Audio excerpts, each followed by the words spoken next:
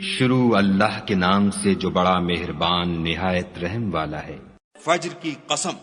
اور 10 راتوں کی اور جفت اور طاق کی اور رات کی جب جانے لگے، اور بے شک یہ چیزیں عقل مندوں کے نزدیک قسم کھانے کے لائق ہیں کہ کافروں کو ضرور عذاب ہوگا۔ کیا تم نے نہیں دیکھا کہ تمہارے پروردگار نے عاد کے ساتھ کیا کیا، جو ارم کہلاتے تھے اتنے دراز قد کہ تمام ملک میں ایسے پیدا نہیں ہوئے تھے، اور سمود کے ساتھ کیا کیا جو وادی قرا میں پتھر تراشتے اور گھر بناتے تھے، اور فرعون کے ساتھ کیا کیا جو خیمے اور میخیں رکھتا تھا۔ یہ لوگ ملکوں میں سرکش ہو رہے تھے اور ان میں بہت سی خرابیاں کرتے تھے، تو تمہارے پروردگار نے ان پر عذاب کا کوڑا نازل کیا۔ بے شک تمہارا پروردگار طاق میں ہے، مگر انسان عجیب مخلوق ہے کہ جب اس کا پروردگار اس کو آزماتا ہے کہ اسے عزت دیتا اور نعمت بخشتا ہے تو کہتا ہے کہ آہا میرے پروردگار نے مجھے عزت بخشی،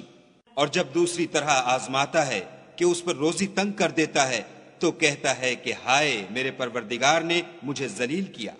نہیں، بلکہ تم لوگ یتیم کی خاطر نہیں کرتے اور نہ مسکین کو کھانا کھلانے کی ترغیب دیتے ہو،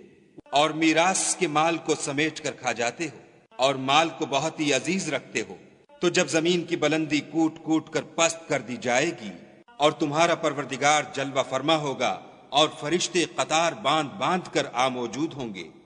اور دوزخ اس دن حاضر کی جائے گی تو انسان اس دن متنبہ ہوگا، مگر اب انتباہ سے اسے فائدہ کہاں مل سکے گا۔ کہے گا کاش میں نے اپنی زندگی جاویدانی کے لیے کچھ آگے بھیجا ہوتا،